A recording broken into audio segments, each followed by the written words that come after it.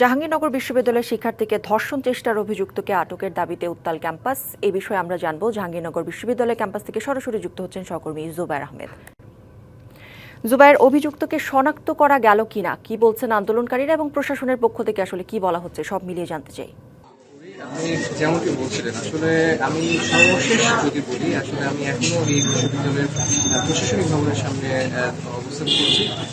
আমি কিন্তু আসলে যদি আপনারা দেখতে পাচ্ছেন যে এখনো কিন্তু বিশ্ববিদ্যালয়ের যে কতিপয় শিক্ষার্থীরা তারা কিন্তু এখনো প্রশাসনিক ভবনে তারা দিয়ে অবস্থান করছে এবং তাদের যে একমাত্র এবং অন্যতম প্রধান দাবি যে আসলে অভিযুক্তকে অতি দ্রুত গ্রেফতার করে বিচারের আওতায়।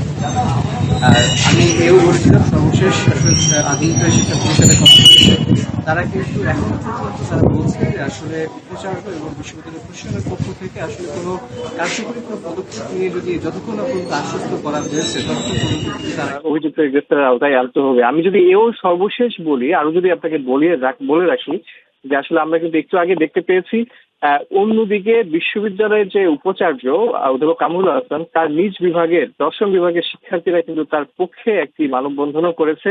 তাদের দাবি হচ্ছে গত পরশু রাতে বিশ্ববিদ্যালয়ের ঈদ আসবে, সাথে ক্যাশব্যাকও আসবে। নিজের বা প্রিয়জনের জন্য কেনাকাটায় এবারও নগদ পেমেন্টে পাচ্ছেন দারুণ ক্যাশব্যাক। তাই যাই কিনুন, পেমেন্ট করুন নগদে। ভিসির বাসভবনের সামনে এই কতিপয় শিক্ষার্থীদের কেউ আন্দোলনরত অবস্থায় উপাচার্যকে ফ্যাসিস্ট আখ্যা দিয়েছিল এবং তাদের সাথে আসলে বাকবিতণ্ডায় জড়িয়ে পড়ে আন্দোলনকারী শিক্ষার্থীরা। তো সেই প্রেক্ষিতে কিন্তু উপাচার্যের যে নিজ বিভাগ দর্শন বিভাগের শিক্ষার্থীরা কিন্তু তারা দাবি জানাচ্ছে যে আসলে যে উপাচার্য আসলে এই 24শে জুলাইয়ের আগে যিনি নিজে ফ্যাসিস্ট বিরোধী আন্দোলনের সামনে অগ্রণী ভূমিকা রেখেছেন, আসলে সেই উপাচার্যকে এই ফ্যাসিস্ট আখ্যা দেওয়া আসলে অনুচিত এবং সেটা অন্যায্য।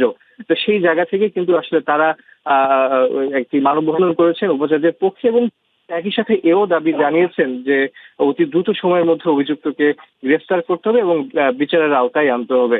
আসলে যদি সর্বশেষ আমি বলি, এখন পর্যন্ত বিশ্ববিদ্যালয়ের প্রশাসনিক ভবনে তালা ঝুলছে।